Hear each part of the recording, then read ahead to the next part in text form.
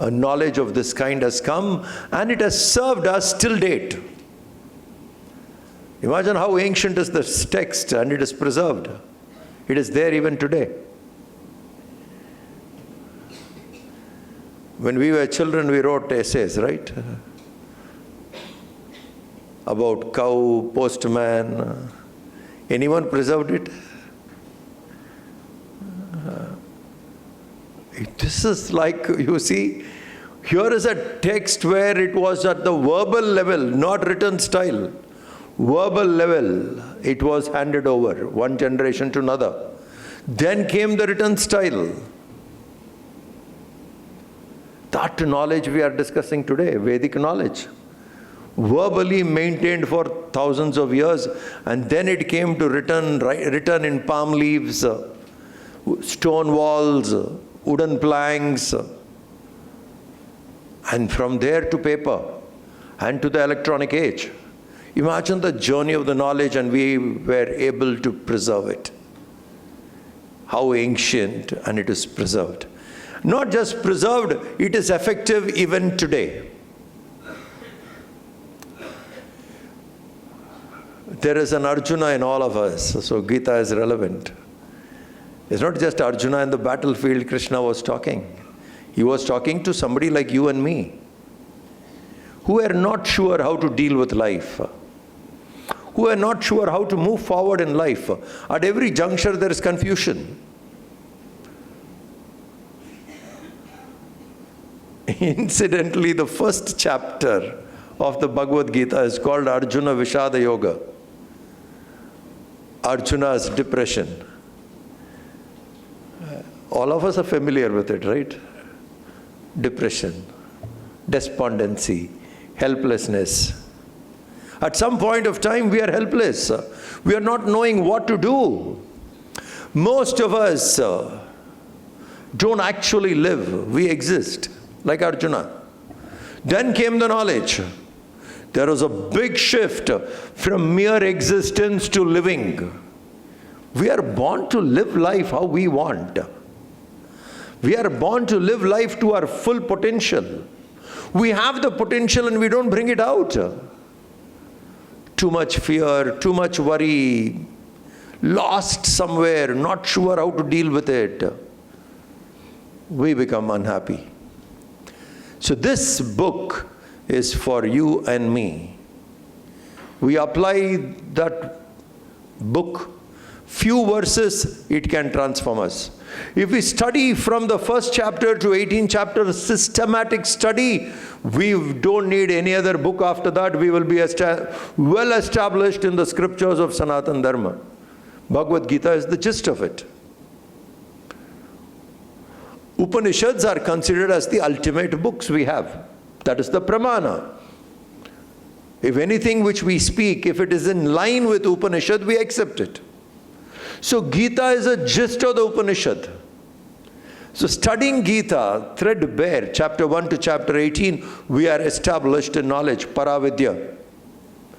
Unfortunate today, in our schools, in our colleges, in the universities, except few spiritual organizations like Chinmaya Mission, Amritanandmayi, Ramakrishna Mission, we bring in paravidya into the school. Rest of the colleges, rest of the university, rest of the education system, where is paravidya? It's only aparavidya. And what have we gained from aparavidya? Please think. To become a graduate, to become a postgraduate, to become a B.Ed, how many years you must have spent in education? 14 years of school, 3 years of college, 2 years of post-graduation, or 1 year of B.Ed. 2 years. You go on like that, but where are you? People who have graduated from the universities today, are they in a position to handle even simple thing like anger? Are we taught how to deal with anger? In our school curriculum, institutions like yours and where I come from, they are different. We try there, we bring in. From kindergarten, we bring these values. But otherwise, in general university, when a person graduates, he or she is being taught how to handle life. 20 years you study something and you're not taught how to deal with life. What education is that? A simple thing like anger is not taught how to handle. Simple thing like sadness, grief, jealousy, envy, failure, success. We are not taught how to handle success also. There's a method of dealing with success. When we are successful, what should be the attitude? How should I look at success? Who has taught us? Nothing. If failure happens, how to deal with failure? If these basic things are not taught, what education are we talking about? The school curriculum and the university curriculum never taught us how to live. They taught us by which we can earn some money, how to exist probably, but not how to live. Paravidya, Gita, teaches us how to live. Now specifically, being teachers, how should I apply Gita in my life? I will take one or two verses, which for teachers is very, very relevant. Practical, applicable, and you can become much better teacher through the Gita vision. And constant improvement is necessary for us. We continuously improve. You and I are regularly improving. So Gita can help us to improve much better. So we will see the vision of Gita for teachers.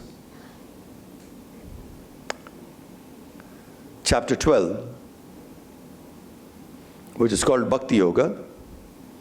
There are certain values Krishna gives from verse 13 onwards. Adveshta sarvabhutanam maitra karuna evacha. 8 verses are there. I would say you must read all the 8 verses, but today we will see one verse in detail. But the 8 verses are a perfect manual for a teacher and for happy living. Verse 13, which says, Adveshta sarvabhutanam maitra karuna evacha. My devotee, Krishna is saying, my devotee, if we are a devotee of the Lord, my devotee is not capable of hating. Adveshta sarvabhutana. Towards all beings, my devotee has no hatred. Means no likes and dislikes. He does not dislike anybody. Is that an important quality for teacher? Do we have favorite students? These are my favorite students. Wrong, isn't it? The teacher, the parents struggle hard and send their children to our school. We do not know what is the background of that family, what is the upbringing of the child. May not have the right parenting. The child comes to the school. You and I have a responsibility. Every child will not behave the way you want. Impossible. We have been running schools for close to 60 years. I've been dealing with teachers, so I know I talk from experience. Think. All child is not the same. Each child comes very differently. So it is impossible for every child to behave the way you and I want. The child will not behave. But when I go to class, some children can be very respectful, loving. Some could be indifferent. Even if they are indifferent, not respectful, we must have the same vision. Why? You and I as a teacher has a very big role.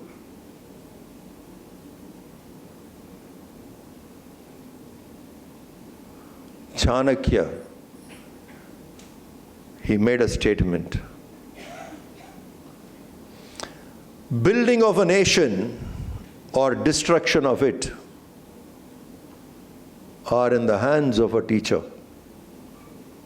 Chanakya. Do you understand what role we play? Building of a nation, building of an individual, is in the hands of a teacher. Creative or destructive, both are in the hands of a teacher, Chanakya. So coming to teaching is a very important job. We create a future and we work for it. Our reward is, I tried my best to impart what I can to whatever is available to me. Whatever God has sent, these are the students, and to them I give my best, impartially. Advaita sarva bhutanam. My teacher cannot be partial. Understand? Krishna says, my devotee cannot be partial. He has to be same for everybody. But we have, like human, we see, we move around, and then we have certain children who are favorite, obviously. It's not wrong because certain children express their love better. Certain children admire you better.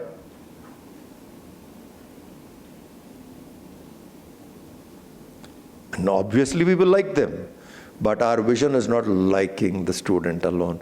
Our vision is creating humanity, building lives. So when I go into my classroom, I should remember Krishna has said, my devotee can never be partial. He will be the same. People admire you, you are the same. People don't admire you, you will be the same. That's where your skill becomes better. These are the tough students who really don't regard. But I have been the same to that person. That's the quality. They may appreciate, they may not appreciate, but you must find the joy saying, yeah, I did my best. This person came without any partiality. I gave my best to this child. And really, like I told you, we do not know what background the child comes from. Could be coming from a disturbed family. There could be a domestic violence in the house that day. With that, the child comes and sits in the school. What do? We have no idea what the trauma the child is going through. Can be indifferent. So we should keep very sensitive because we are not just teaching, we are creating leadership. We are creating a nation. We play a role there. So here he says, my devotee will not hate anyone. Advaita sarva bhutanam means the person is the same towards all. Just being the same. First quality. And we have to understand that we are not just teaching in a classroom. You are not a classroom teacher or a subject teacher. Please don't use these terms. I'm a subject teacher. What do you teach? Maths. I'm a subject teacher. I teach chemistry. You are a teacher. Inside the school, outside the school. Inside the classroom, outside the classroom, you are a teacher. If the student sees you in a mall, you are a teacher. If the student sees you in a temple, you are a teacher. When the student passes out of school, you are still a teacher. It's not classroom. That means I limit my role to a particular place. No.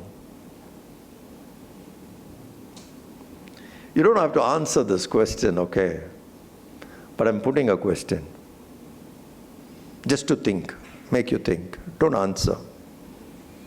How many of you are in touch with your kindergarten teachers? Don't answer, just think. Have they not played a role in our life? No idea, isn't it? Maybe we reconnected for a while. Primary school teachers. We don't even know if they're alive, dead. Yes, no, don't know. But there are some teachers, either from the kindergarten or from the primary school or through your university, you consider them as a mentor. You understand? Others you don't even know if they are alive or dead. But some of them in that group, in the process of our journey, going through university, going from school to university, some teachers touched our life. We consider them as mentor. It's a role we have to play. We're not just a teacher, you're a mentor. If you are a mentor for that student for life. If you're a teacher only, like for that class. We should understand, teacher word has more depth. Today the word mentor conveys it better. That's why we are using the word mentor. Otherwise earlier teacher was the same. When we say guru in Sanskrit, it is the same. Guru means a mentor who guided you till the end.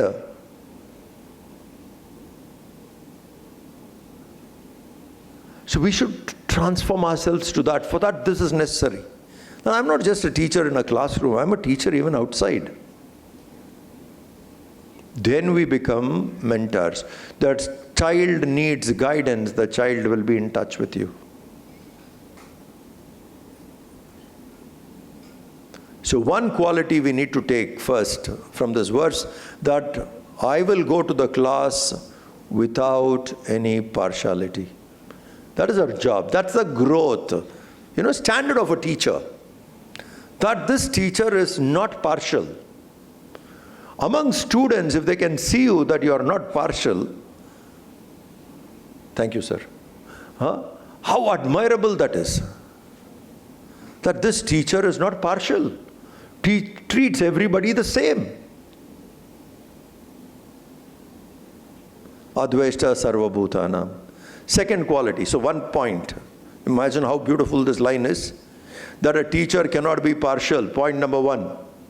And if the student has that feeling, this teacher is non-judgmental, not partial, the student can connect much more. Students will also know, this teacher is very loving, doesn't show partiality. I can go to this teacher.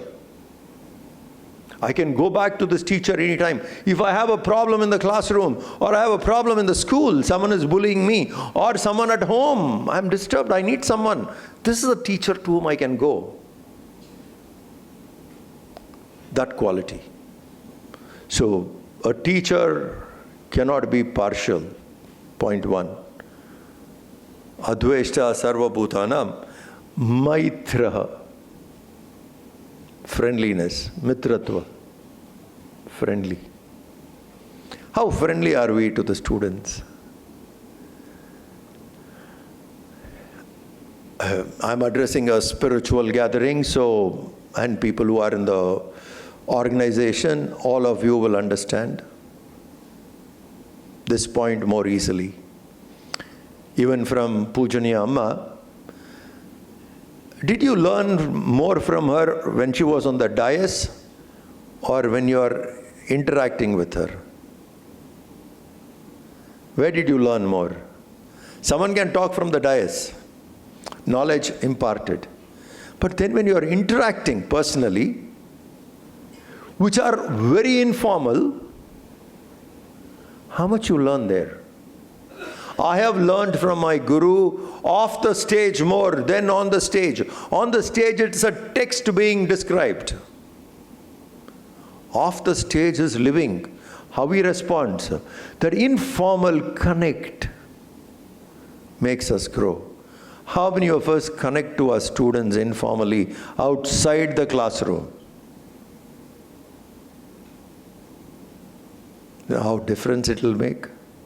If you can connect with the students outside the classroom, not just in the classroom, outside the classroom. Think.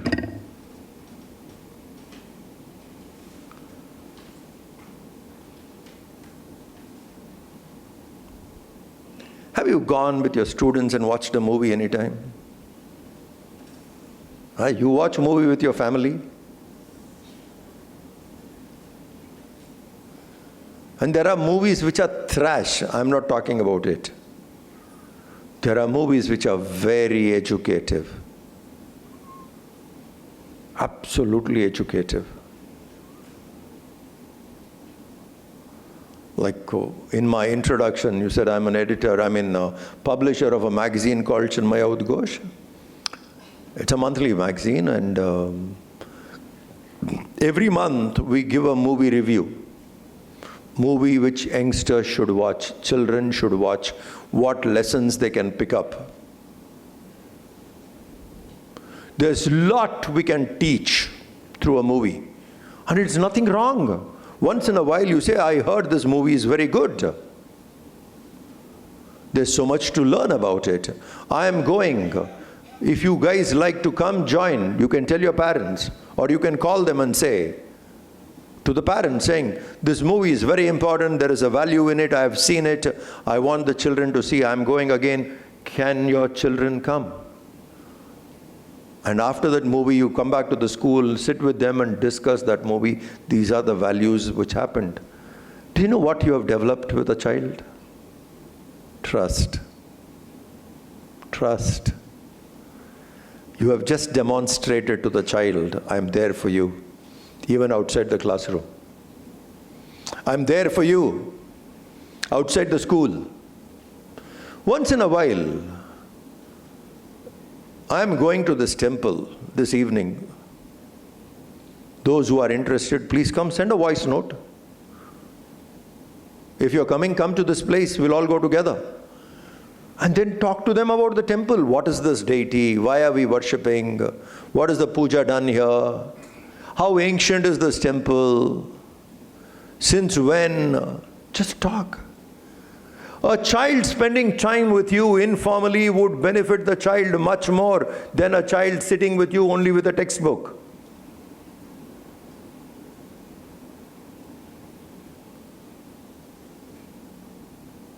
Teacher is 24/7. Even outside the school we are teachers. Not just the classroom. Class teacher. Don't say that. Subject teacher. No, you are a teacher. Forever. Even when the child leaves the school and goes away, you are a teacher. When the child sees you in a marketplace after 10 years later, you are still a teacher. Mentorship. With the trust of the child, be little friendly. That you should know to connect with the child outside the school hours informally.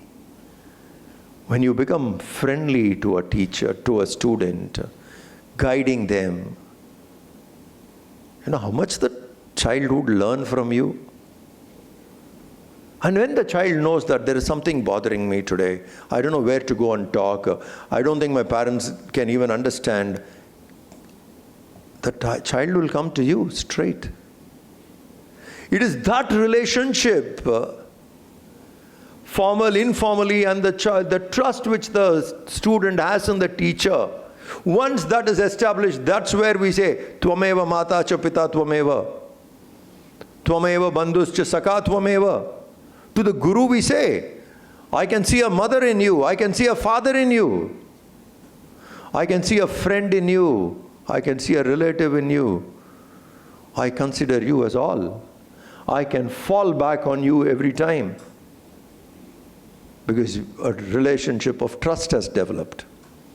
How did it develop? You were just little friendly. And it doesn't really require much. I'll tell you, little. So informally connect with them. Call them, speak.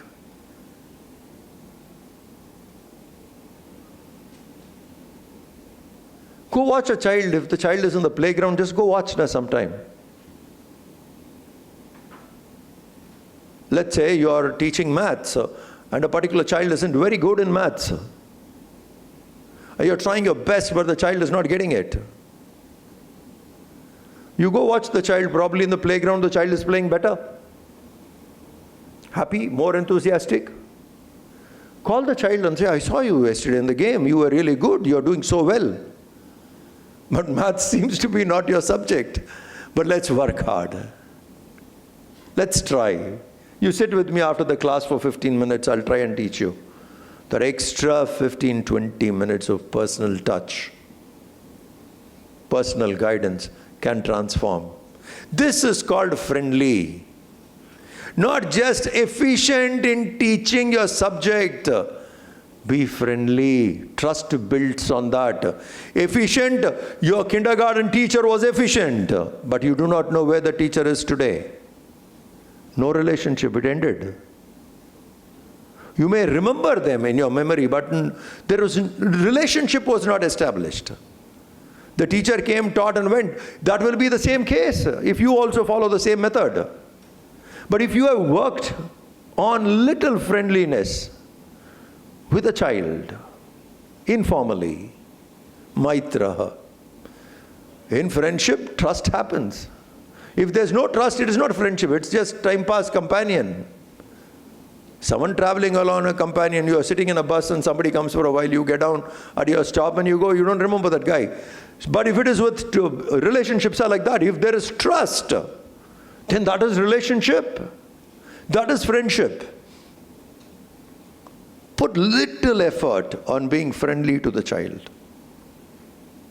All you need is, you need to see the child in different dimensions. And see what are the good things the child has. Appreciate it. Saying, this is not your subject, I understood. But this you seems to be doing well. I really like you doing well. But this is also important. Let's not neglect. Let's try. Let's work on this. Come. The child, because of your love, will try and put the best. And friends, I tell you something, please remember, there is no greater power than love. Love is the biggest motivating force, greatest persuasive force.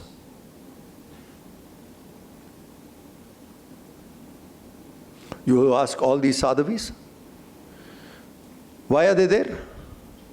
Love. Love for their guru, ready to do anything for them. Love is the highest force. And if you can be friendly, that love develops. The child will do for you. But we miss out because that day the child was disrespectful. Someday the child was arrogant. The child behaved in a particular... Child, yeah, what do you expect? Adults doing the same. Children, who has guided the child? The child will be. The child will say, so-and-so is my favorite. You can't be jealous. You can't be angry. You can't hate the child because the child openly says somebody is my favorite. Child, after all, if the child has grown up to a little adult, cunningness has come, diplomacy has come, then the child will say, this word is dangerous, I should not say. That level of maturity is also not there for a child. Kid, after all, will express what they feel like. And we take it so seriously sometimes. That teacher is your favorite, go. I will not look at you. Nothing, array, failure, mediocre, you understand? That kind of deliverance is mediocre.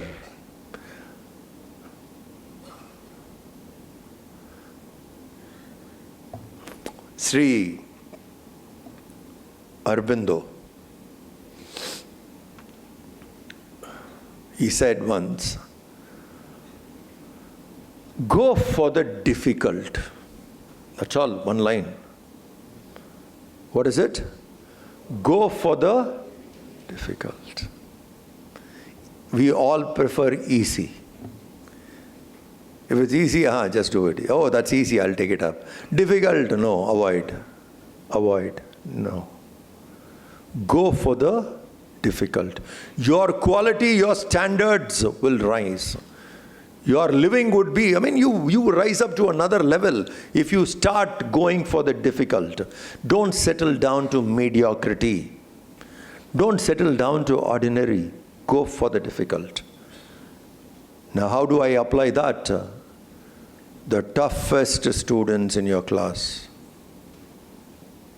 work on their transformation. If the one who loves you is easy to deal with, fine, that you've handled it already. These are the toughest ones. I need different methods to touch the heart of that child, but I will touch. Maitra. You understand what is that quality for a teacher?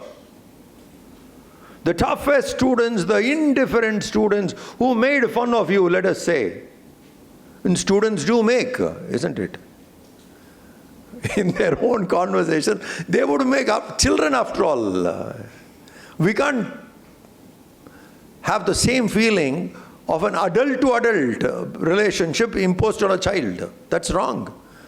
The child would be child. So the child may not be friendly, but we should take it up. These are the toughest ones in my class. I have got 6 months more left. End of the class, this child should be admiring me. I'll be friendly. I'll touch the child. So go for the difficult. Look for the tough kids in your class. Work on their transformation. Win their hearts. Don't always try to do formally. It doesn't work. Sometimes you must extend informally. Even small things. You are celebrating Deepavali at home. Call the child. Few children saying, come today. Let's sing some bhajans and I'll give you some sweets. We'll talk about Deepavali. You know what would have established in that simple thing? It's an half-an-hour ritual you have done. The child has called. The teacher has called me home. Think. Win them. Love plays a vital role. Because that's the biggest force. So Krishna says, Maitraha, friendliness. Now how more important it is for a teacher. Adveshta sarvabhutanam. My devotee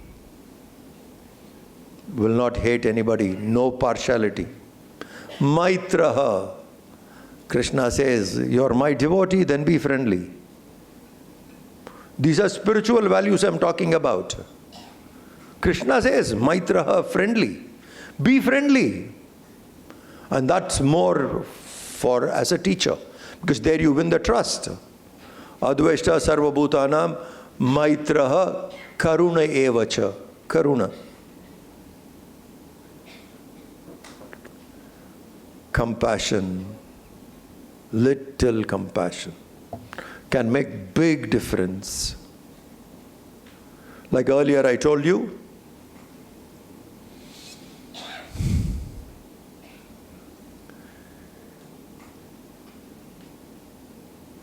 we don't know the background of the child on that day. Imagine the stress the child will have if there was a domestic violence.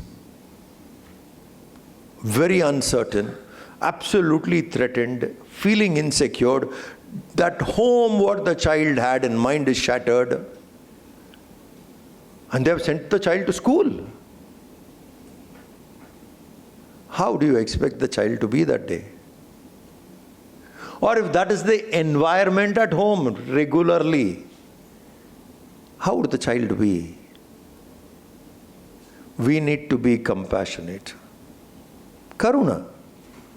A particular behavior of a child indicates the home environment, family background, upbringing, parents' influence, hundreds of things. And from there the child has come. Obviously, it will not match the regular standards what one has. If someone has got a happy parenting, husband and wife living in harmony and everything fine, the child growing up is a very different thing. Single parent child.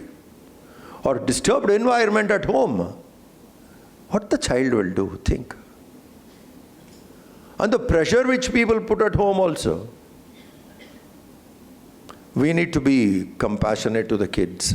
It doesn't take much here. It just takes very little effort, very, very little effort. You saw the child very disturbed in the class, not attentive. You just noticed it.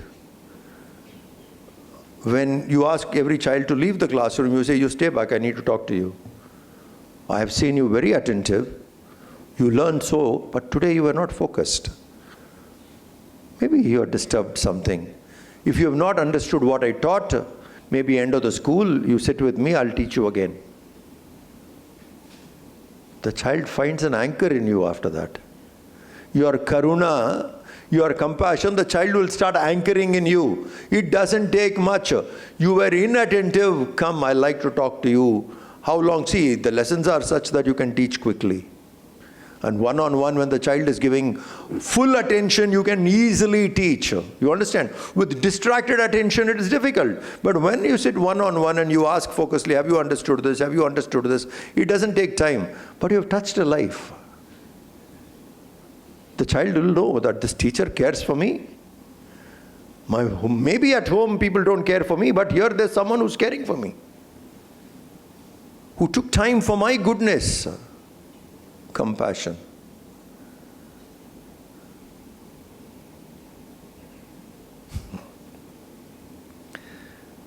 When I was a teenager, I was attending a camp in Chinmaya Gardens, Coimbatore, first year college or something. Gurudev Swami Chinmayananda was doing Katha Upanishad. College student going there to attend a spiritual camp. And one day in that camp, there was Vishnu Sahasranam Archana. All the youngsters, volunteers, the Chinmaya Yuva Kendra members, we will do the seva. Offer flowers, light a lamp and keep there, because long lines of people doing, so we serve. I was wearing a pant which had a pocket at my calf muscle. The pant had a pocket there.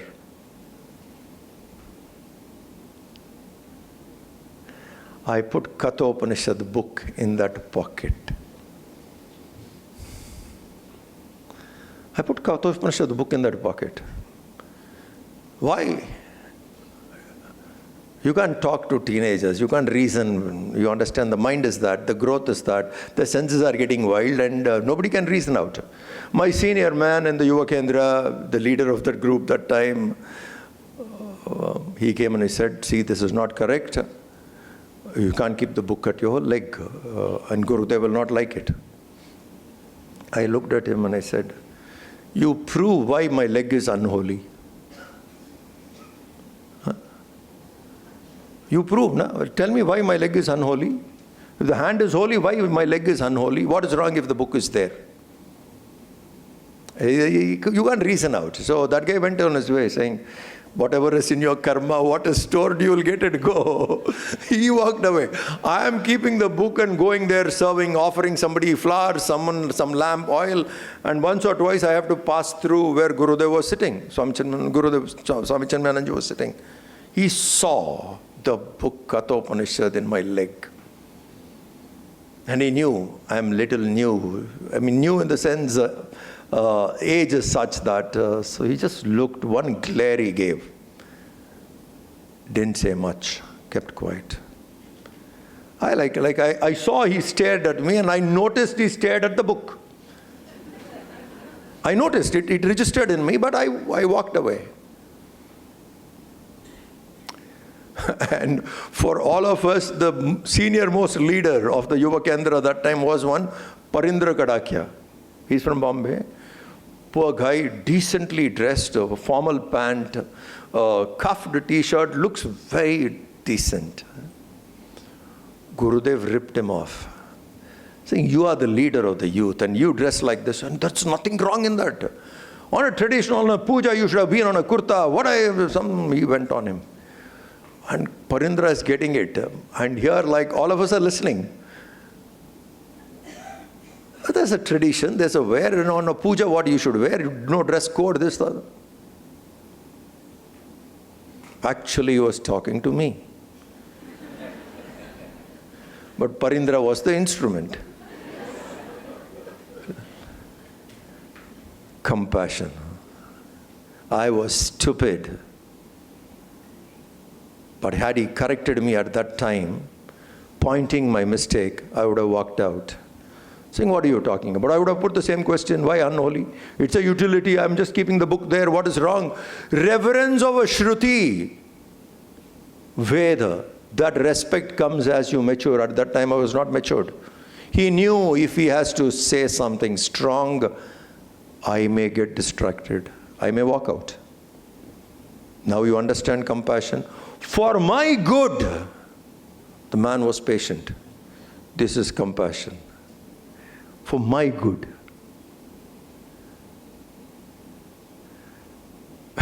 Much later, 3 or 4 years later, I joined Sandipani, where I became a monk. White dhoti, white kurta, that's the uniform, with a tuft behind. And he came to Bombay, he saw me on the queue, standing there, Purna Kumbham and all that. As he was walking, he stopped, looked at me top to bottom. And then he said, "Where are those pants with pockets all over?" Means he noticed it, kept quiet, did not comment. On the other hand, he took it on somebody else who he knew that the trust and the established relationship, that guy can understand. Compassion. Not all can understand this. Had he been a little tough on me that day, I would have probably walked away. He is not the loser, I am the loser. He knew, if I say that, you will lose it. I will hold back. Compassion. Teacher needs compassion.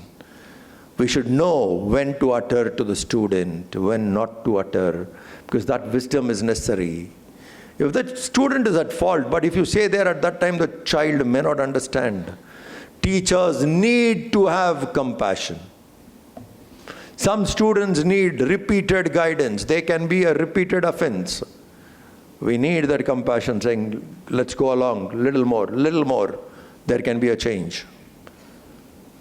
Adveshta sarva bhutana maitra karuna evacha. One line, not the full, give us one line. Adveshta sarva bhutanam maitra karuna evacha.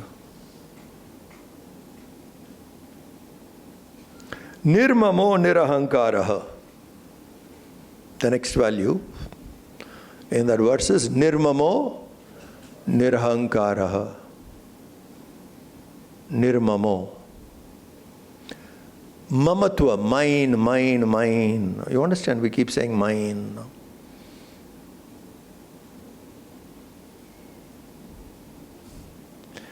No doubt, it's pride. All those bright students who do something, who bring laurel to the school, or does very well, my student. Correct? Those who shine well, my student.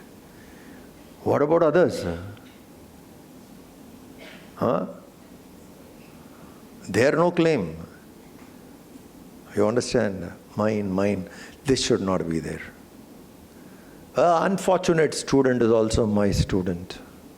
I am the same. Not just the shining ones I take as mine. Mamatva. And we always do. My student. Owning up things which are bright. Things which are dull, we don't even claim. We don't even say. No. A teacher should not fall into this trap. My student. This mine is a problem. Now, as a teacher, this is important. In life, please remember what is yours. Something is given to you for a while. Don't make a ownership. Be a caretaker. Take care of it well. Something God has provided, where you are, He has given something. It will be there for a while, it will go. That which is there for a while, have it for that. Don't own it. If this you learn, out of sorrow immediately. The day you establish in this philosophy, you will never be sad again. Never be sad again. To have and not to hold. Have, don't hold, don't own. Having is physical, owning is in the mind. Mentally we own. Physically we don't own. It is the mind which owns. Mentally we are tied down. And then anything happens to mine, I get disturbed. The biggest attachment is there. And Krishna says, no, no, no, no, no. You have it, don't own it. Hey, this is all fine for sannyasis. Hello? This is a dialogue between two grahasthas. Don't say that. Oh, sannyasis can talk about this. They are, who is discussing? Vasishtha, Vishwamitra? Krishna and Arjuna. They are talking about detachment. Have it, don't own it. God has provided something to you, keep it. Till He wants it, keep it. Take care of it. Don't own it. This is the difference. What will happen if I own it? Sorrow guaranteed. What will happen? Sorrow guaranteed. 100% sorrow will come. Why? What you own will stay for a while and it will change. As not your ideas are changing, as not your thoughts changing, as not your opinions changing, are we not living in a world which is continuously changing? Is not the world created with change? Along with change, the creation is made. Creation is not made static, creation is made with change. Yet kimcha jagatyam jagat. Isavasya Upanishad. Everything in the world, including the world, is constantly moving, constantly changing. The world is created to change. So if I own something, it will change. It cannot be the same, it will change. That's why the attachment is said. Don't get attached. Have it. Don't be attached. Have it, I have it till it is there. If it is not there, I'm fine. Have, don't own. Have, don't hold. Mentally you hold, don't hold. If we can get this, whichever day, whenever in our life we establish in this, that day we are free. Free from sorrow. That day one becomes free. Nothing, because you know here, I have come here with nothing, I'm living here and I'll go. In between, owning is an illusion, I'm taking it on myself. Even if I own, what will happen? It will change. It can't be the same. It is created to change, it will change, it will go. Nirmamatva. Don't own certain students. Be the same to all. Nirmamatva. Nirahankaraha. I is the dominant factor. Ahankar, me.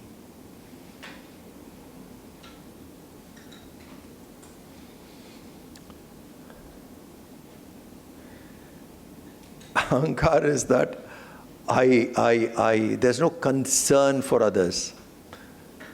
No respect for others. Now, I want you to look at it slightly different so that when you see the child, it changes, okay? Perception changes. I'll give you one example and then I'll narrate why I'm telling you this. There was this super cyclone in Orissa. Early 2000, super cyclone.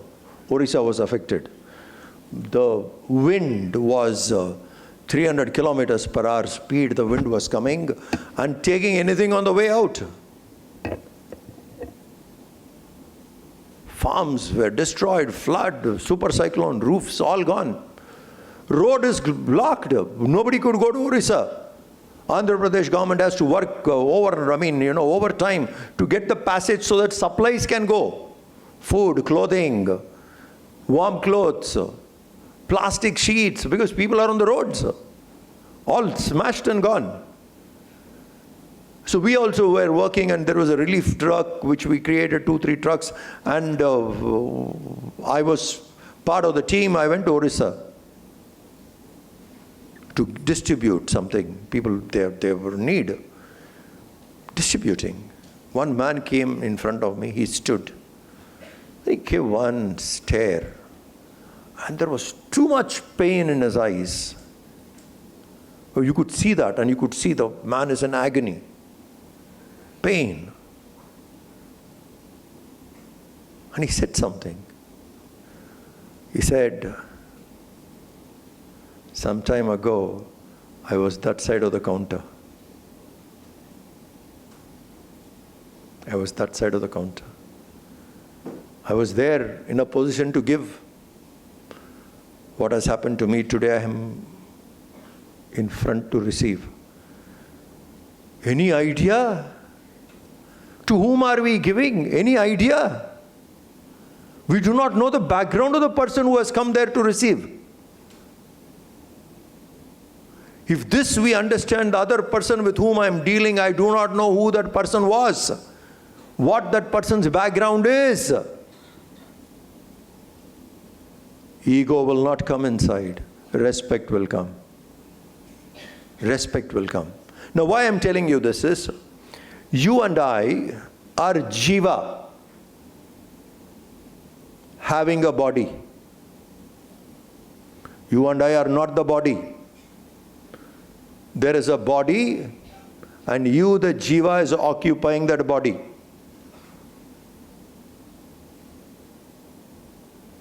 This jiva, when it leaves this body, the jivatma, when it leaves this body, does it have any gender after that?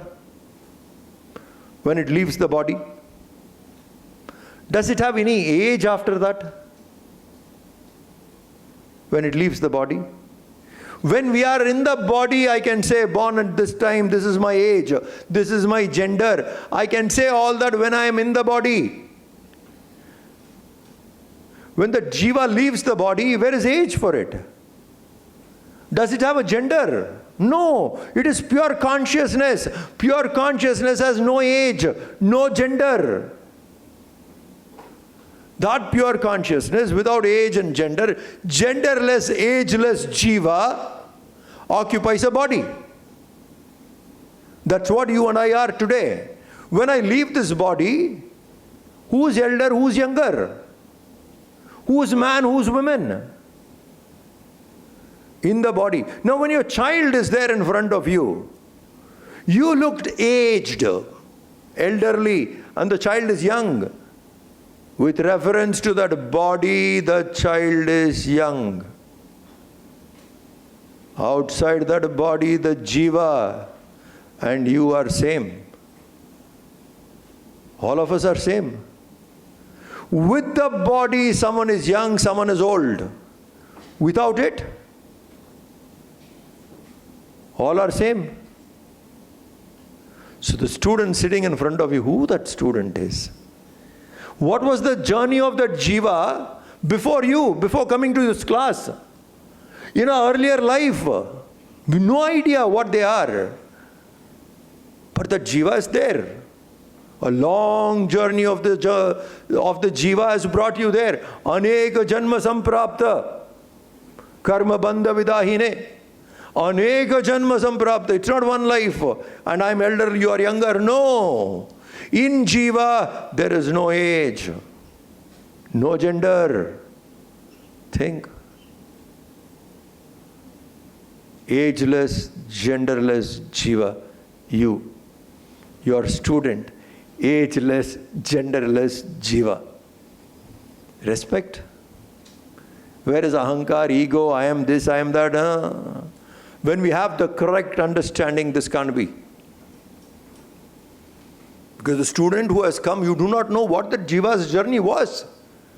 And now sitting in front of you, we can teach them with great respect, not with ahankar. Nirmamo nirahankaraha.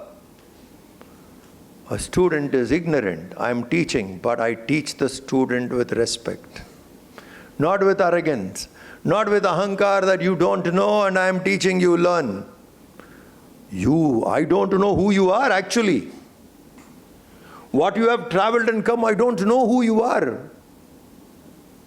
And what you will be also, I don't know. I can vaguely guess, probably. So we should deal with them with respect, not ahankar.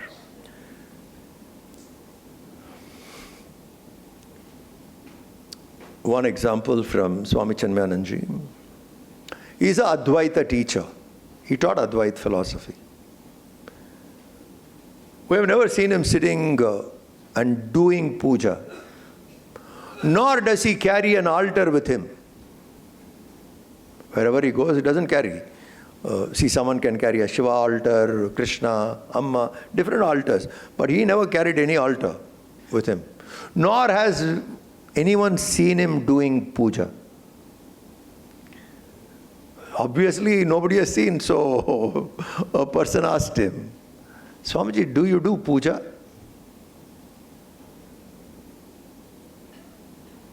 Idam namama swaha. Do you do puja? He said. Because nobody has seen. If you are doing a puja, if there is a collective puja, he may sit in the audience and watch it. But he himself has never sat and done. Advaitin, basically. So when this person asked, do you do puja? He said, yes, every day. Every day. Now this is important to all of us. As teachers, we need to understand. He said, yes, every day. Every day?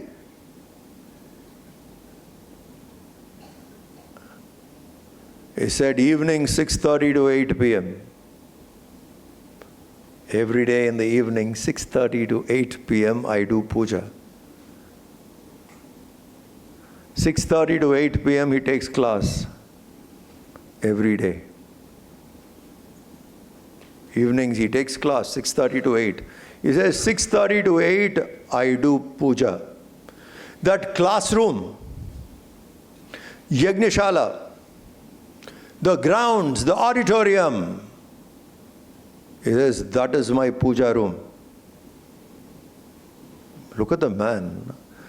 The puja room is the auditorium is my puja room. The grounds where he gives his talks, that is my puja room. So for you and I, the classroom is a puja room. Understand. Wait. Every day, 6:30 to 8, I do puja.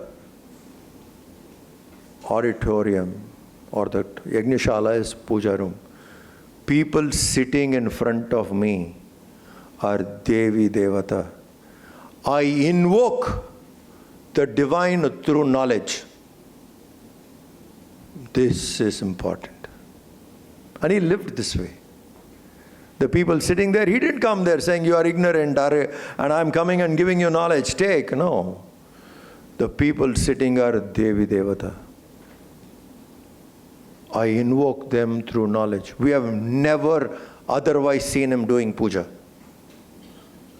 For him, that work was his puja. The classroom was his puja room. The people sitting where Devi Devatas. God has given me an opportunity to share something with them. Thank you, God, I'm sharing.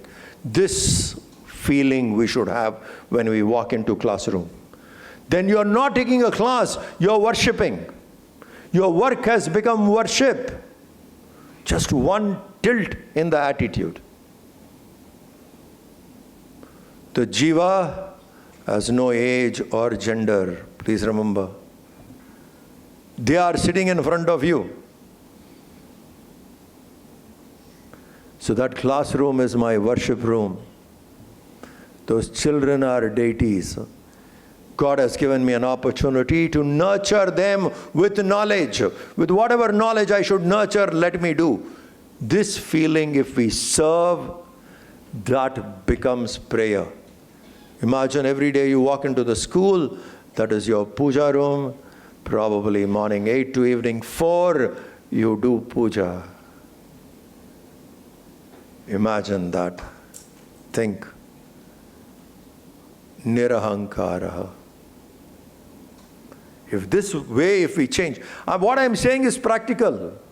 It is a tilt, a shift in your mind, that's all.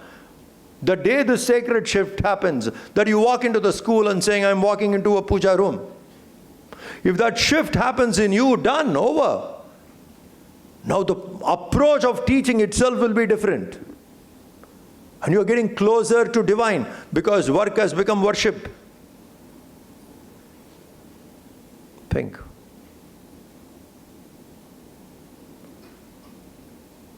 Adveshta sarvabhutanam. Maitra karuna evacha. Nirmamo nirahankaraha. 5 points we have discussed. I'll stop here. The rest we will take up in the afternoon session. Thank you very much. Samasta jana kalyane niratham karunamayam namami chinmayam devam sadgurum brahmavitvaram.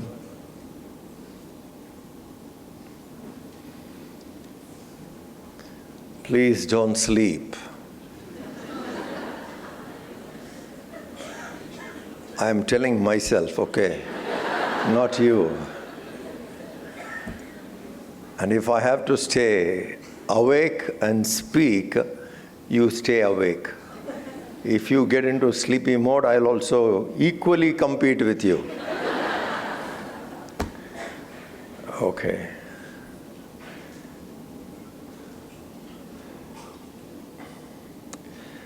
Chapter 12, verse 13. We saw a few points from it.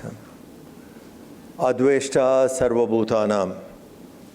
As teachers, we should be always impartial. We cannot show partiality towards everybody, same vision. Adveshta sarvabhutanam. A devotee of the Lord cannot hate anybody. As a teacher, working with a vision, we cannot be partial to anyone. Teacher must stay impartial.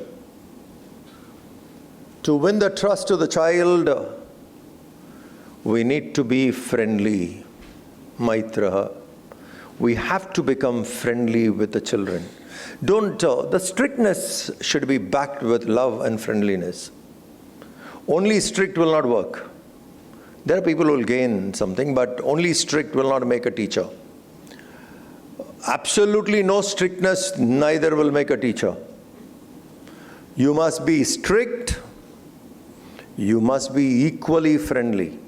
So the child knows there's a limit which the child cannot cross because you're strict. At the same time, the child knows you are a very powerful anchor in a child's life for the child to come back to you again and again. And friendliness a teacher can earn, not just from the class, it has to be outside the class too. We must be friendly with children outside the class. That's where we discussed informal. Informally connect with them. That will help. And that way, when the teacher earns the love, friendship of a child, trust happens.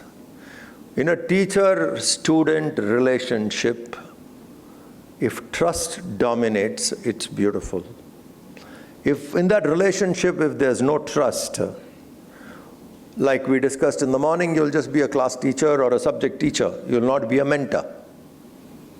So move out of your way a little bit and be friendly. You can play a game with them, probably you can take them to a movie or a temple. Connect with them outside your class, it will help. Adveshta sarvabhutanam maitraha. Be friendly. A teacher's quality this is. Third point, karuna evacha. Karuna. Compassionate, because children are kids. They don't know. They are not matured adults. So they would behave in a particular way where they probably have not even learned how to manipulate. And even if they do it, it will be so evident because the children are children, not matured adults. So we need to be compassionate with them, a little bit of empathy, what they go through, what it is. Put little extra time, one-on-one with a child, the child will pick up what you teach, even if the child is not interested. It is here we discussed, go for the difficult. Look out for the toughest child in the class. This kid is the toughest. And that should be your personal motivation, that I'll transform this child.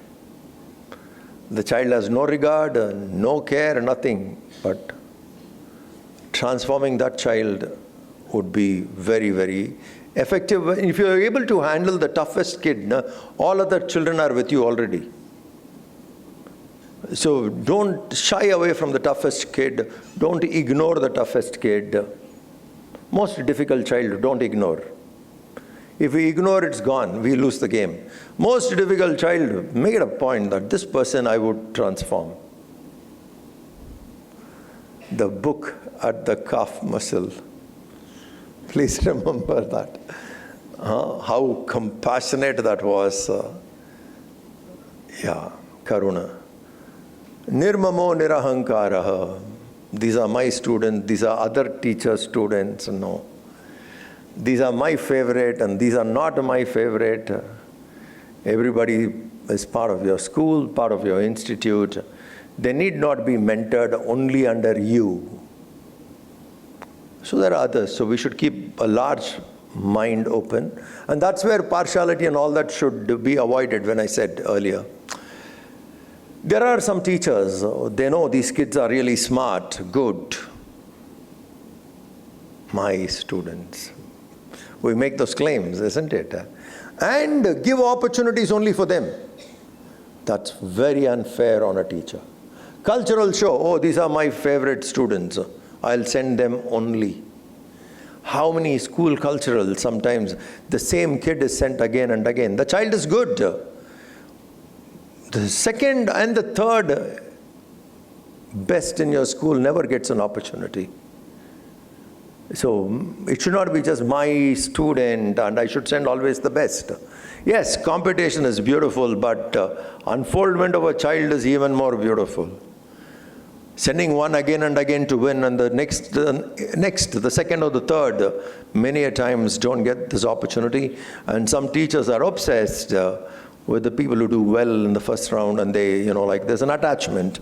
My child, and then teachers should be much more open. And we discussed cross-attachment.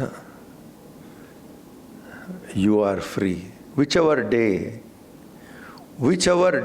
we arrive on being non-attached, that day we are free. Spiritually, purpose of a life gets fulfilled. Now imagine teaching is such a lovely occupation, lovely method which can lead us to God.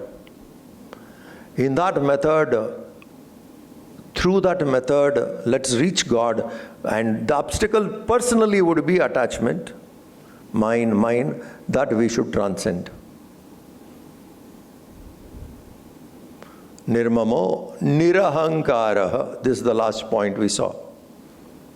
The ego shouldn't come on the way. Ego becomes an obstacle. Self-respect is very important. Not pride. Self-respect is important. The difference between egoistic, pride, vanity, and self-respect, if you see, in self-respect, we would respect everybody. If it is pride, we will look down upon others.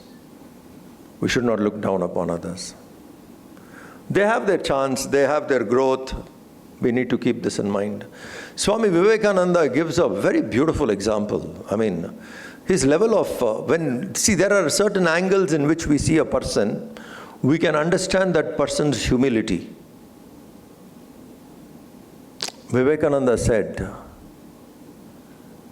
"Today I offer my salutations to all the enlightened masters of the past.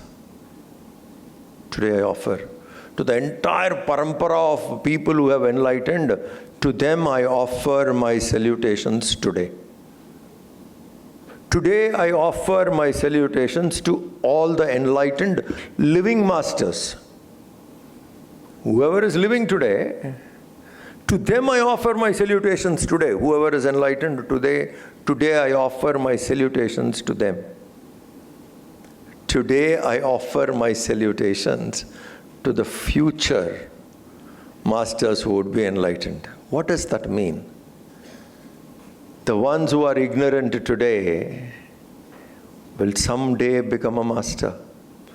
To those jivas I offer my salutation today.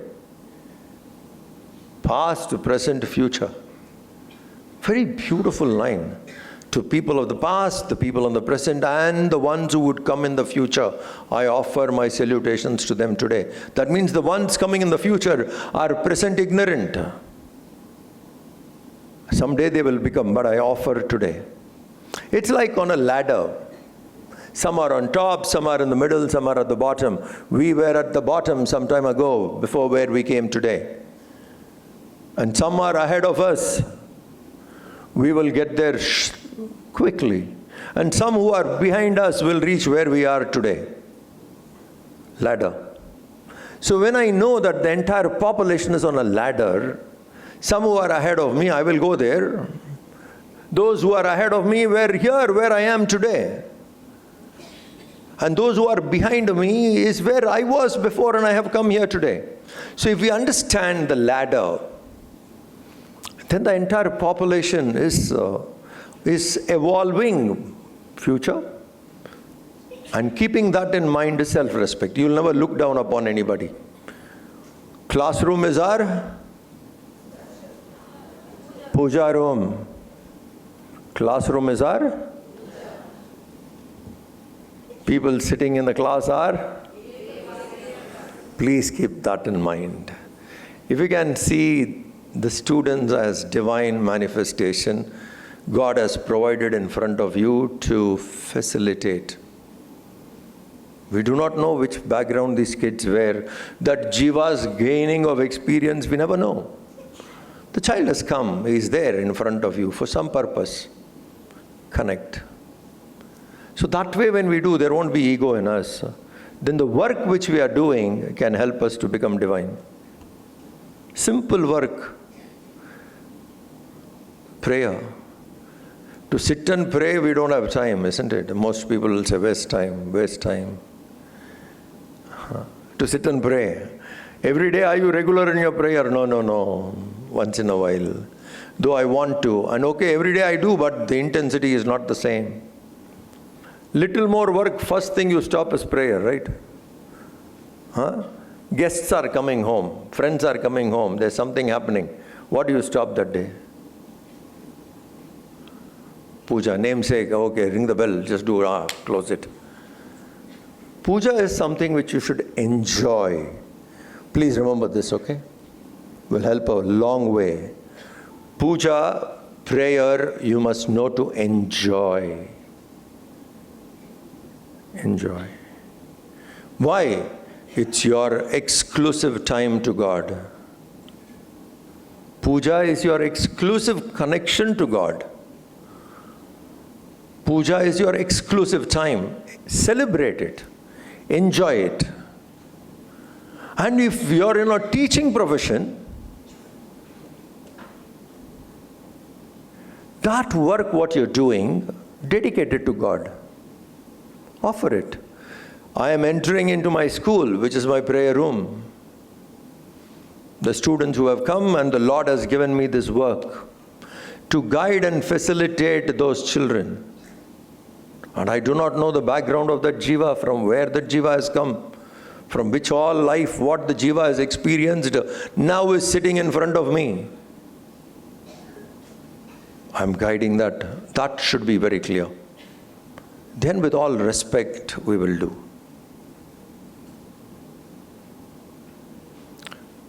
Nirmamo nirahankaraha sama dukkha sukha kshami. Sama dukkha sukha. Sukha dukkha sama. This is a very important point we need to keep in life. This is again a value. If you can master this value as early as you can, the rest of the life can be very different kind of celebration. Life can be so beautiful if this one quality you develop, this one, like morning we spoke about attachment. Same way, if you learn this one quality, sukha dukkha samaha, balanced, enjoy sorrow, balanced. If we can develop this, the rest of your life will be a game. We don't see life as a game, isn't it? For most people, life is a burden. How is life? Game? How many of us answer? Oh, how is life? It's a lovely game. We are not saying that, isn't it? How is life? Something is going on. Young people give this kind of an answer. Young people. How is life? You lost it already, isn't it?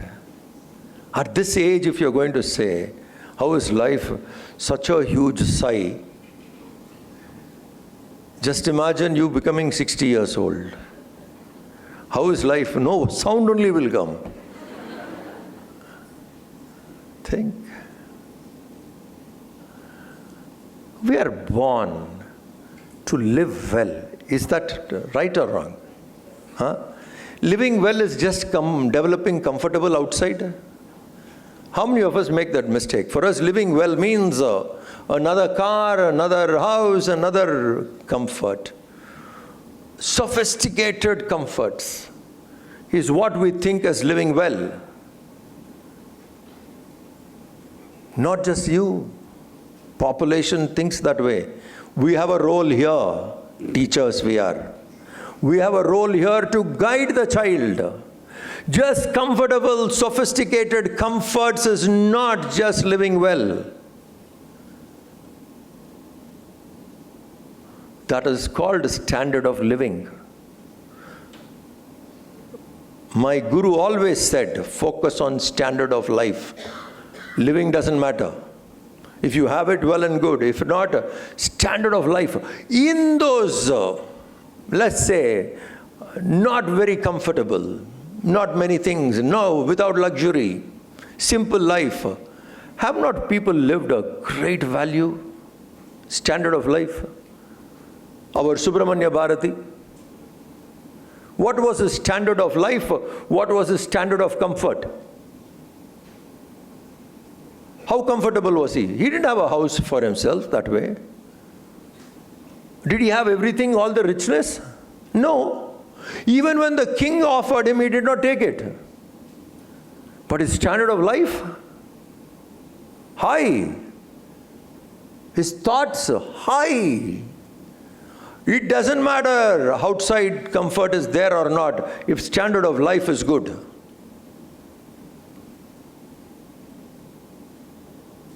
Sukha dukkha samam.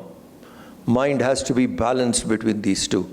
If we can cultivate this and slowly teach children, this one value you master, and through teaching children, you can master it even better.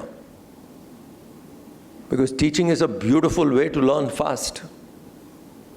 When you start teaching, you learn fast because you're the first learner. So this balance of mind is a highly important value. Please teach.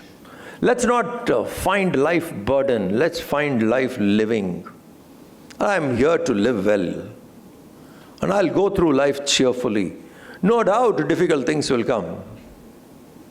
But I will deal with it. And it is here Paravidya plays a role. When a person goes to our old system of education, para and apara, they learn this and come out. They've mastered this. A child goes to school at the age of 6 and comes out at 12.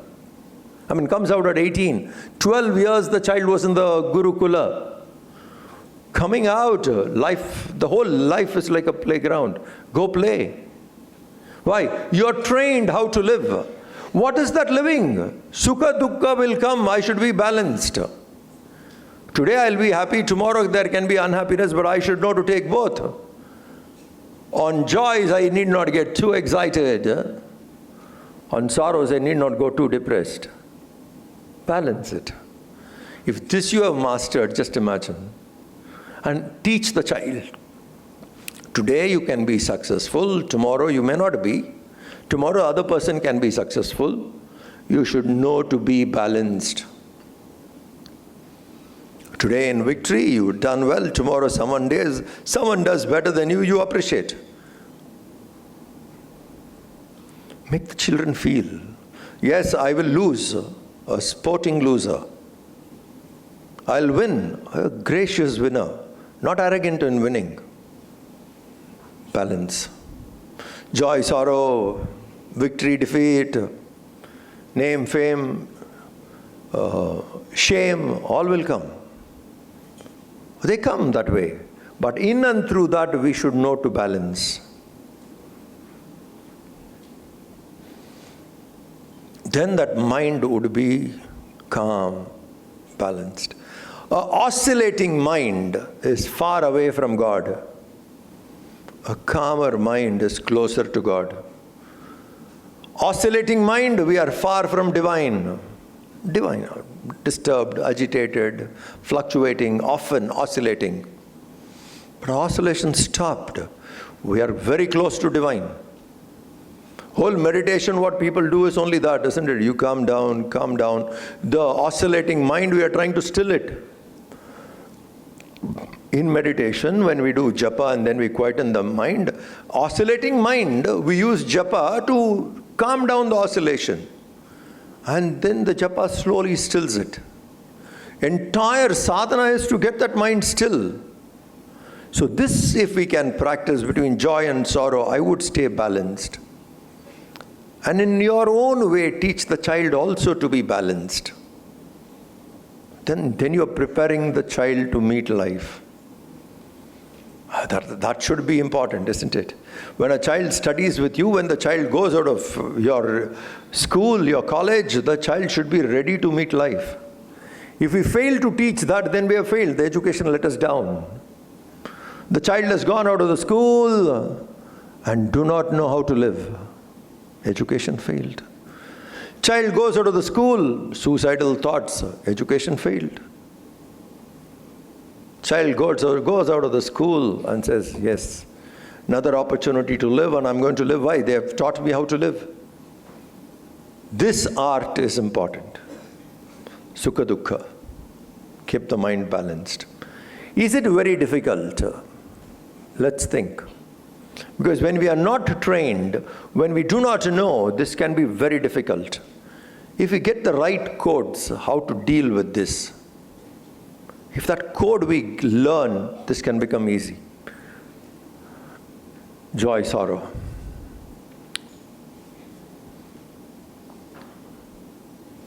Let us analyze it clearly. Don't give too philosophical answer, okay? Ordinary answers. Sometimes we ask a question and high philosophical answer, no. Ordinary answer. When do you become happy? Simple question. When do you become happy?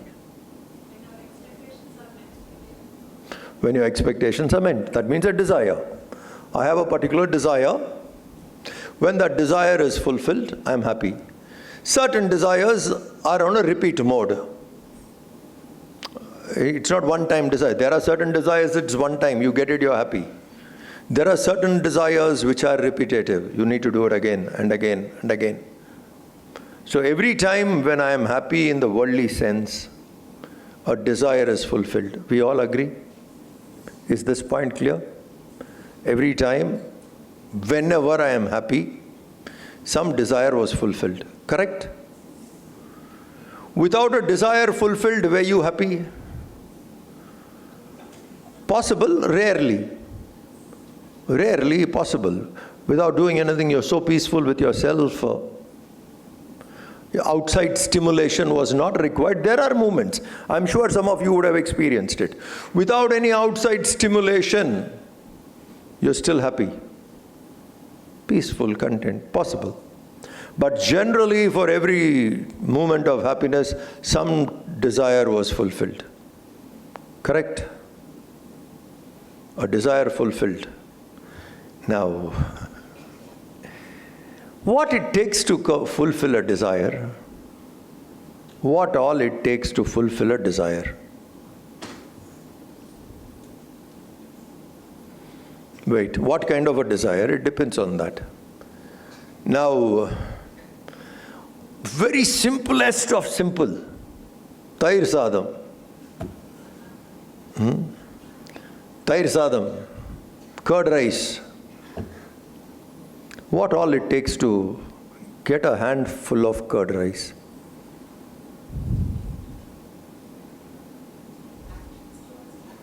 What all factors are required for a handful of curd rice, from the beginning to end, till it reaches your table, from the raw material to assimilable food which reaches your table? How many factors are required for curd rice? Because I'm picking up something so simple. Curd comes from sky. Cow is needed. To manage cow, a cow herd is needed. A dairy farm is needed. Milk. And then into butter, curd. Imagine the process. Curd. So to get curd, few industries are together. Dairy farm, there are people living there. Make sure that the cows are healthy, maintain it properly, milk it down. Storage. Is storage an industry by itself? Maintaining cow is one industry. Storage? And that storage moves where? Through road, transport. Now, transport is another industry. We are talking about making of curd rice, okay? Tair sadam, don't forget that. Oh, roadways is needed.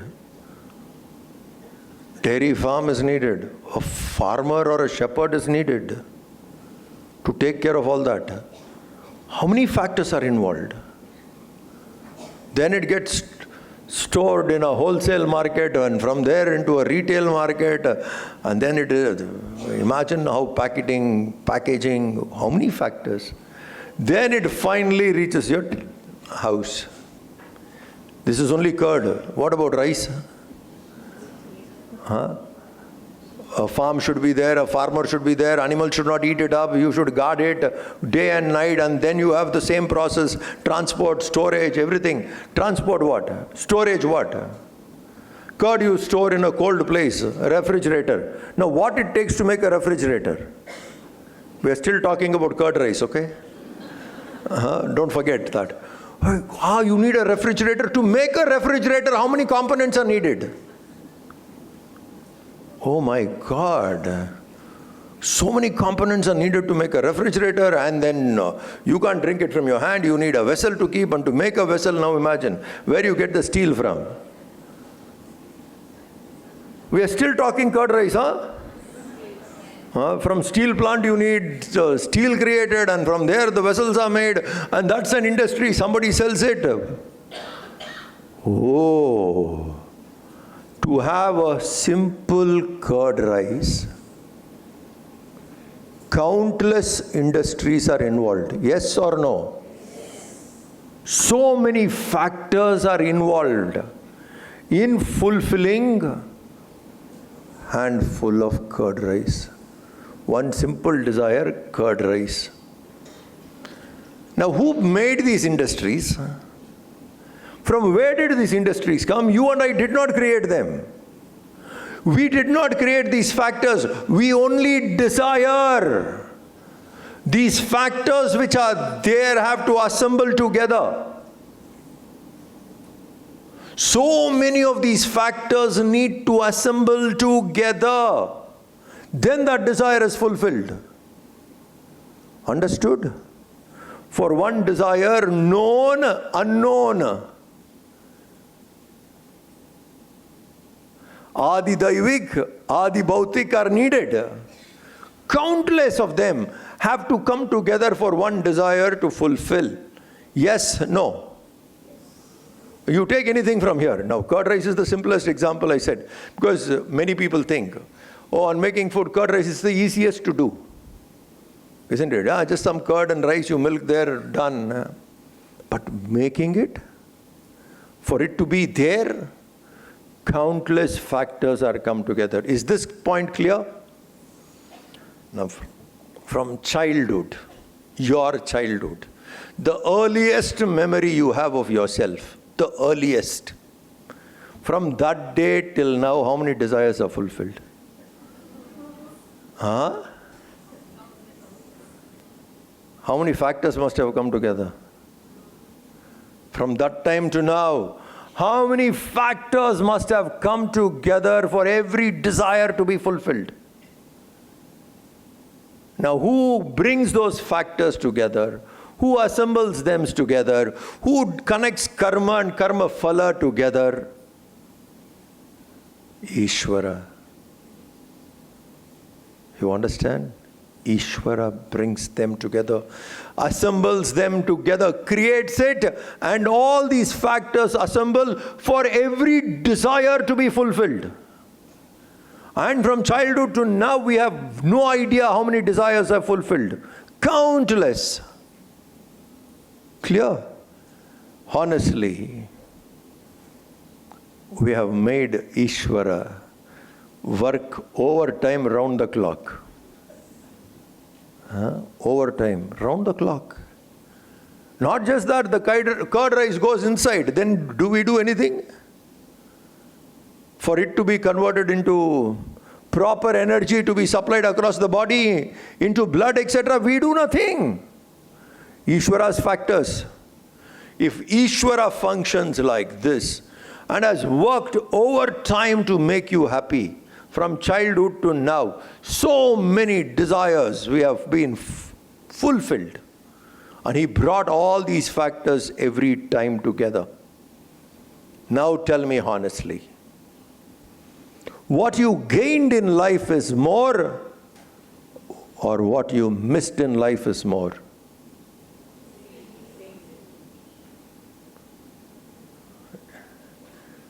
How ungrateful you are. Gained such a low voice. Huh? What you have gained is more, right? Yes. Think. All of us, what we have received is much, much, much more than what we have missed. And still unhappy. Still unhappy?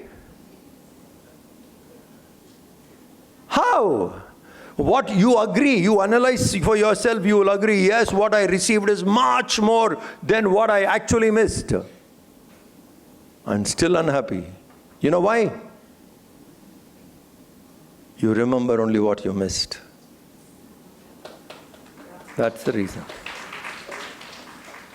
Absolutely no gratitude for what you received. There's no gratitude to Ishvara. No gratitude at all. If you have gratitude, you will remember what you received. Oh, thank you, God. Thank you, God. Thank you, God. That we have taken it for granted. There is no gratefulness in the heart. What I missed, I remember. What I have received, I forgot. Forgotten. Where is prayer? Now imagine with this, when you sit and pray next time to the Lord, you will simply go there and saying, I am sorry. I have not been grateful. I didn't even thank you. You have been like this to me.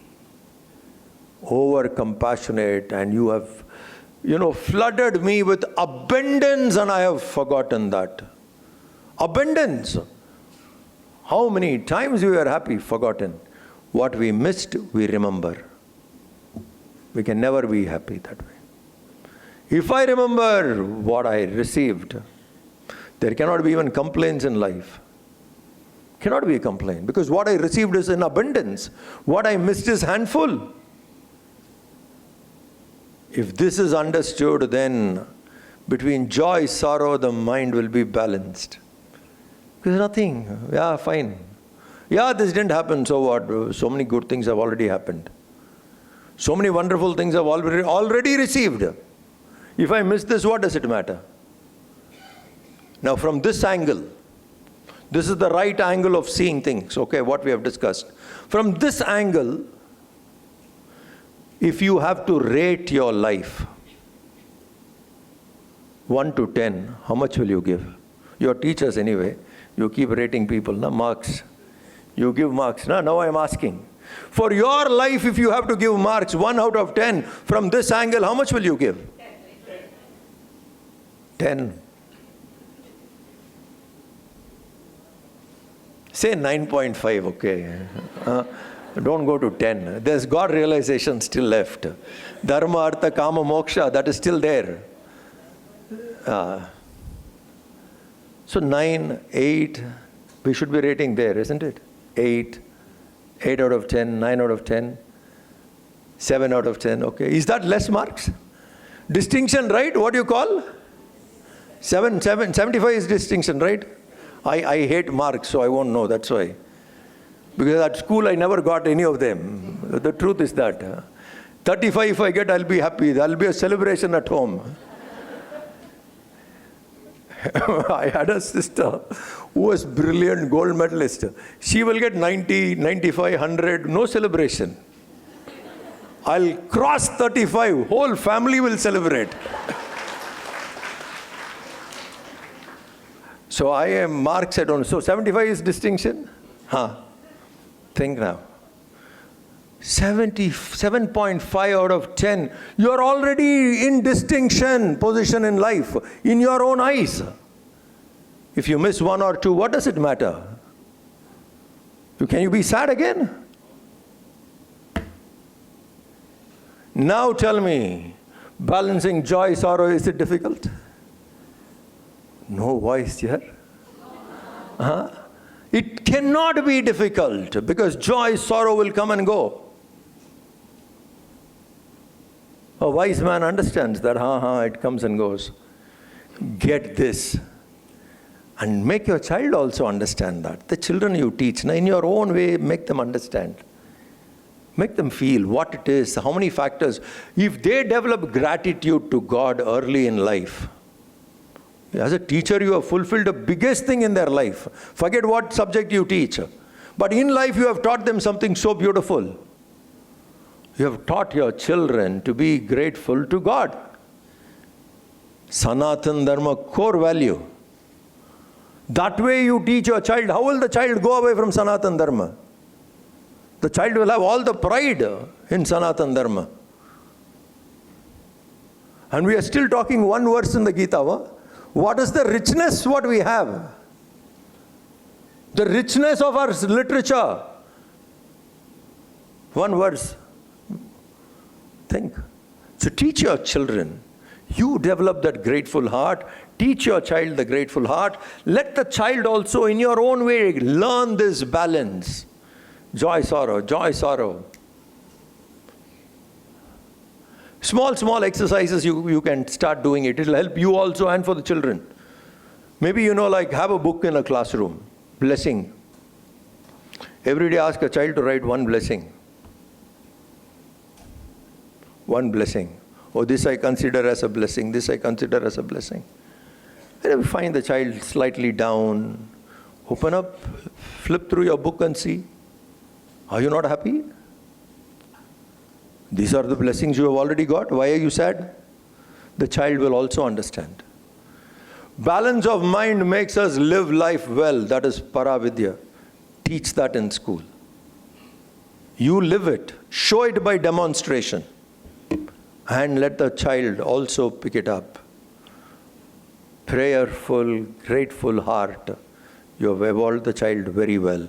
You have groomed the child very well. Some kids came to you, God has sent. You have trained them perfectly. Sukha dukkha samaha. And the last point in this verse is Shami, forgiveness. Forgive, Shama. Adi Shankara has written one book called Shiva Aparadha Kshamapana Stotram. Sometime read that book. Shiva Aparadha Kshamapana Stotram. It's a very small book. Very small. He talks about why I seek forgiveness from you. O Lord, for these reasons, these are the times I should have remembered you. I did not remember you. Please forgive me. These are the things I should have done, but I did not do. Please forgive me. A list. We need to understand forgiveness. Why? Because we have been forgiven so many times. Think. The people around us were so gracious to forgive things which we did sometime. The God has been gracious enough to shower His blessing in spite of stupid things we have done. If we have been forgiven, we should also learn to forgive. Grudge, vengeance, no good. Dharmic action has to be done. Please remember, in this verse, Krishna is talking about no hatred towards anybody, forgive everyone. Shama, forgive. No hatred, forgive. Where is he teaching? Where is he teaching? Kurukshetra. In the battlefield he is teaching what? Not to hate? Not to forgive? And to forgive. Forgive and not to hate. To whom?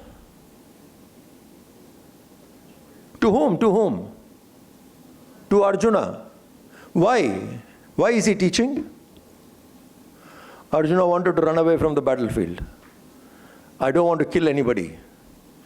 I don't want this war. I want to go away. Correct? He wanted to go away from the battlefield. Krishna catches him and saying, no, you will fight the war. Fight this war. You can't run away. Fight. But how you should fight? Without hatred. Forgive your opponent and fight. Dharmic action has to be taken. Which level this is? Right action has to be taken. Those guys, we gave them enough chances.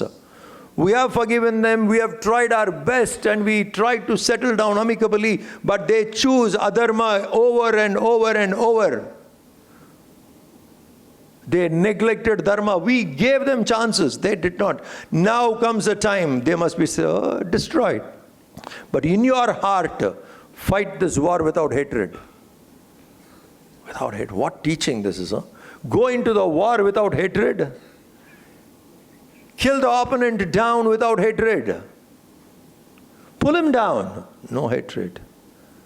I've forgiven. Now I cannot. Further, I have to shoot you down. I'm coming. But not with that heart of hatred, revenge. Perform. You imagine these values. Krishna is talking to a warrior who wants to run away. Saying, in the war you can do this. What? Can you find a literature like this anywhere else on earth? That in a war, you can go and fight without hatred. With a heart full of forgiveness, you can fight. Think. Just think. And these are the values, huh?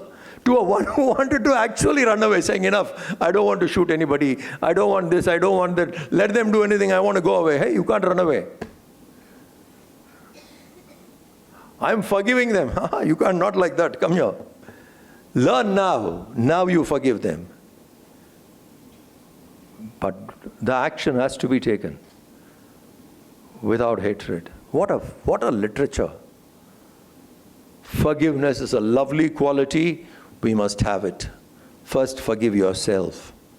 In your own eyes. Yes, I made a mistake. Agree. That was wrong. I should not have done it.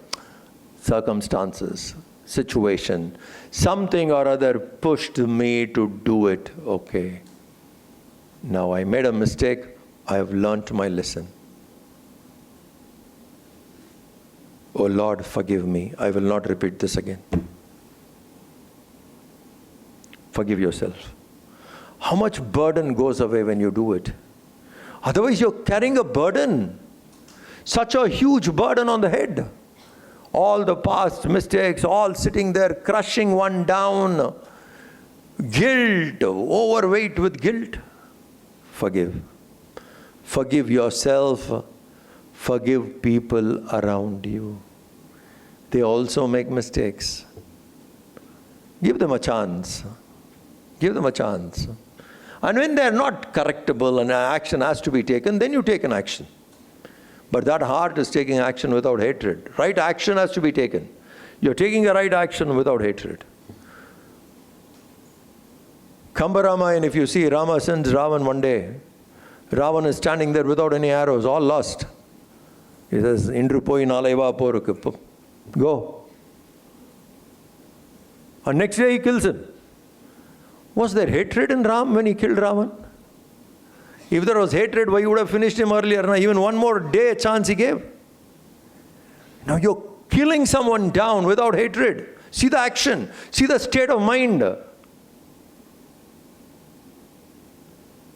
So where action has to be taken, use your discrimination, take action. Where you have to forgive, forgive yourself, forgive people around, and forgive the children after all in your class, isn't it? Tell little ones what big they can do here. At the most, what they can do, they'll disrespect you, make fun of you, maybe add some names to you. Children after all, isn't it? What else they have done? They'll have some nickname for you. Come on. You also had nicknames for your teachers, correct or not? Then karma is coming back. Take it laughingly. I called my teachers hundreds of things and now they're calling me okay. Smile, na? What can children do? Children after all. Forgive them. Don't have grudge on your child. Because some teachers can be more appealing to certain types of children. They will obviously say, so-and-so is favorite, so-and-so and this and that. You need not be always favorite for a child. Somebody else can be. Balance of mind. Joy, sorrow. Oh yes, for a very long time I dominated this place. I was the most favorite teacher. Okay, now someone else has come. Gracefully, yes, this time I enjoyed and now it is not there. What does it matter? Balance it. Because craving for appreciation, craving for recognition is a big occupation in the mind. Those who do not have higher goals will fall here, will get stuck here. Want to be acknowledged, want to be recognized, want to be appreciated. No higher goal. Then this is the main goal. Lost. That will come and go. If that is not given, or it is given to someone else, jealousy, envy, anger, forgive. In forgiving, we become free. Forgive, saying, okay, go. Forgiveness is not a helpless quality. It is a quality of authority. It is a quality of strength, power. Forgiveness is a quality of a powerful person. Virasya bhushanaha. Shama. The heroic people, the valorous, wear as an ornament. Who? Not a weakling. Real people, people of achievement, valorous people, wear forgiveness as an ornament. But it's such a powerful therapeutic experience. If you forgive, you're free. Forgive the people who have done little harms here, there, and just forgive. By forgiving, you let go, you're not holding back. You are empty, you are free. How lighter that would be to live life. So how many qualities in this verse?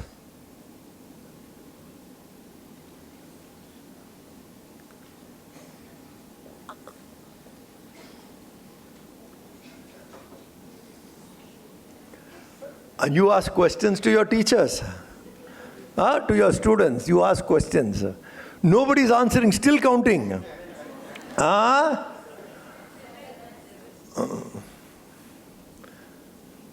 Think.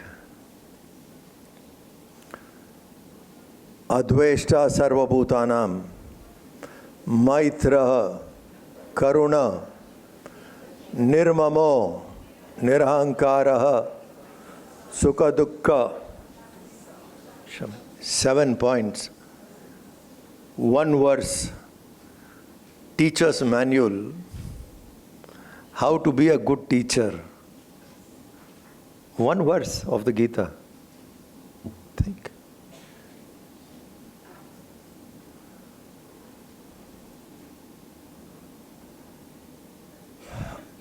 Moving forward, for your personal growth, commit to study of Gita. Read 3-4 verses daily.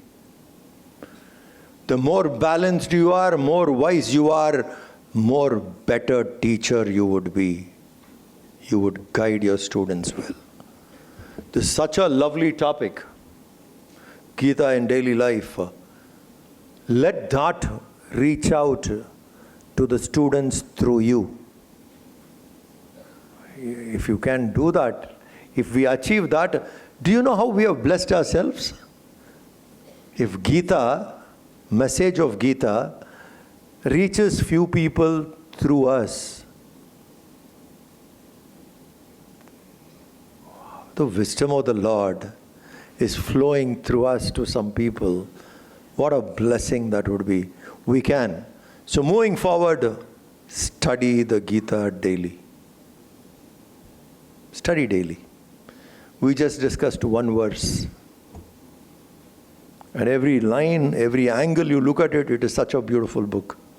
Study that book well and let your children get that wisdom through you at different levels.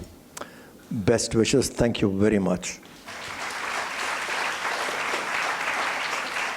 Sadashiva Samarambam, Vyasa Shankara Madhyamam, Asmatacharya Paryantam. So, the Guru Parampara, these people who taught Advaita, we belong to that Parampara. So our method of teaching was through texts. And different teachers are there. Their method of teaching is different, but they teach the same. One through lectures. And here I have met Amma a couple of times. She can also teach that very differently. You understand? It's not necessarily book and explanation. Yeah. In that same line, I have to ask one more question, Swami. The thing is, sometimes we read and we present papers on the book, the whole book, and one chapter, but Swamiji explained us one sloga for almost 2 hours.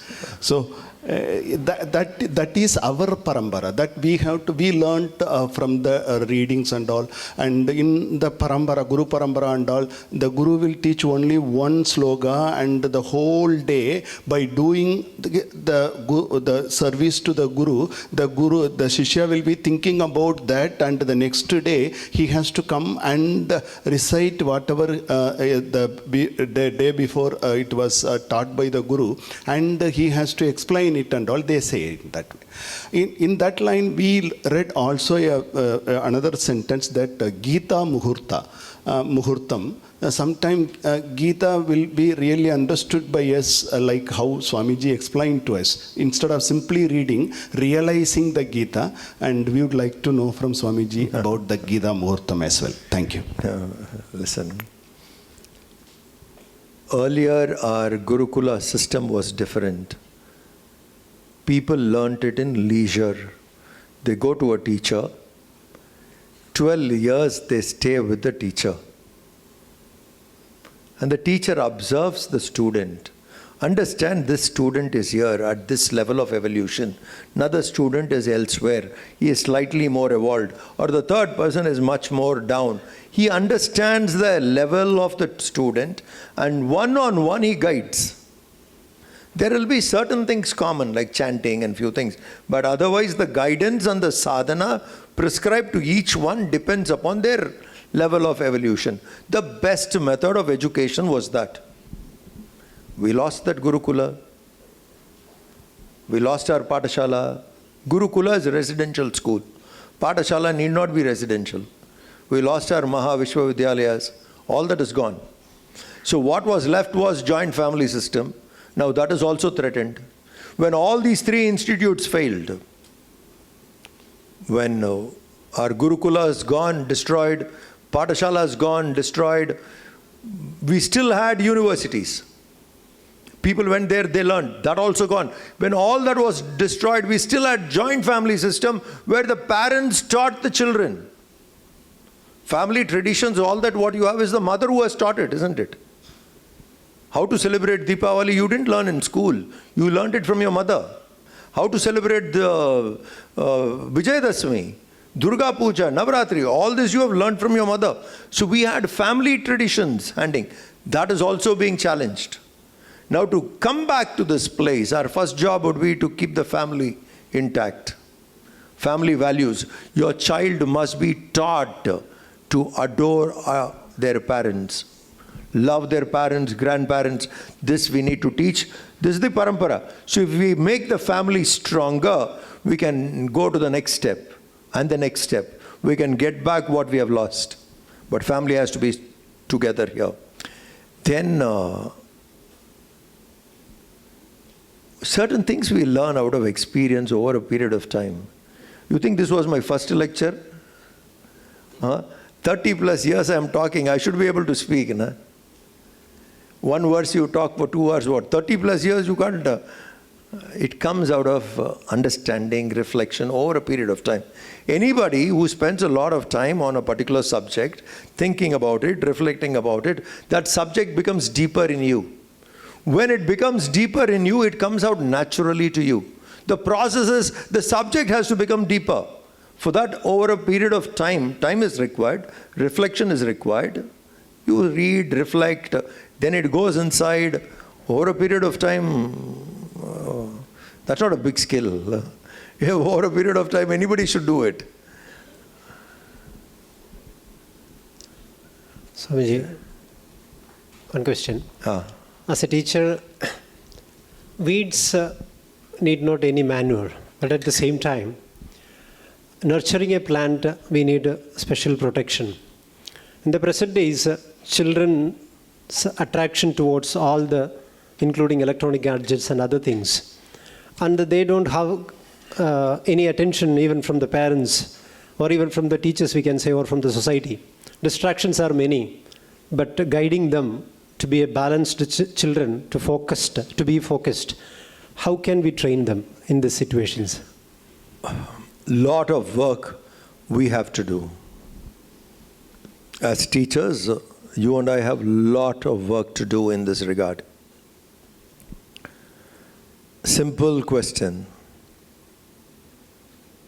How quickly your child gets distracted? What is the attention span? You take classes, na? What is the attention span for a child? 5 minutes? 8 minutes. When you and I were studying, how many hours was one period? Why? Why not 2 hours? When we were studying, why they didn't keep a period 2 hours? Why 40 minutes? That was our attention level. 40 minutes is what we were able to grasp. Okay, beyond that, it will be too much loading. 40 minutes. Same 40 minutes even now? What is the attention span now? For us, it was, let us say, 30 minutes or 20 minutes we had. Today, it is 2.5, 3 minutes. When I tell a child a story, the child is listening. The moment the child senses the story has come to an end, now I am going to tell Gyan. We immediately turn somewhere, gone. They don't want to even understand what is the moral of the story, nothing. You should not end the story. Keep it dragging, ask everything in between. And then you tell the climax of your story, they'll listen. You tell it after the distracted child, after all. Today their distraction level is too high. Okay, that is one point. Most important point. A 4th standard child or a 5th standard child, how much time the child spends on the telephone? 5th standard, per day? Huh? More than 3 hours? Average? A 4th standard or 5th standard child spends 3-4 hours on a phone in a week. 4 hours if you say. 28 hours in a week. 28 hours in a week they have content in their hand. Unwanted content. And 40 minutes we'll try to change everything. In 40 minutes we'll transform? No. We need to understand what is the content they are involved in. You want to be a good teacher, you need to know on what content is your child spending time. You need to research. Let's say teachers who are handling primary school. What is the content of primary school children of that level? On what content do they have access? On what content do they spend time? We need to understand that. 8th and 9th standard. On what content are they spending time? We need to understand that. Then we know what is running in their head. We will be able to connect better. So it was very, very important that we understand on what the child spends. See, people tell us we need to teach them value education, Bal Vihar, we have to do this. 4th standard child has 28 hours influence of social media. Weekly 1 Bal Vihar class. Joke? And that too, school teachers, we go there and say, no, we need 5 value education. No, we have to cover portion. We have to cover our syllabus 5.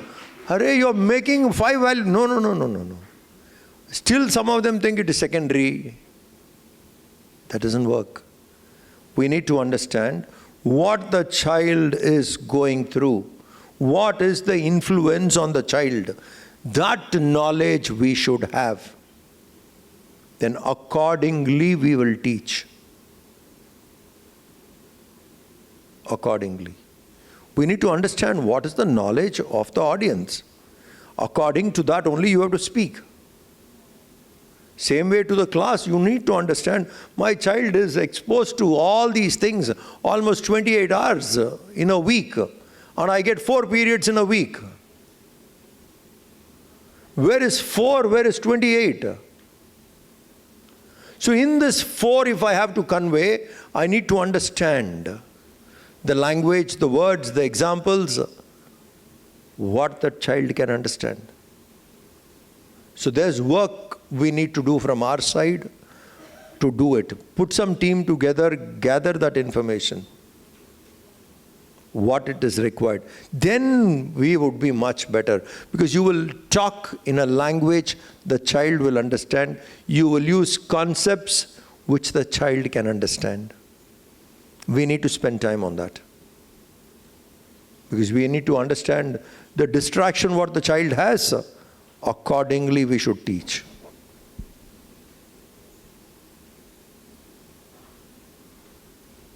Yep. Thank you, Swamiji. We should stop now. It was nice talking to you. Thank you so much for calling. Hari Om.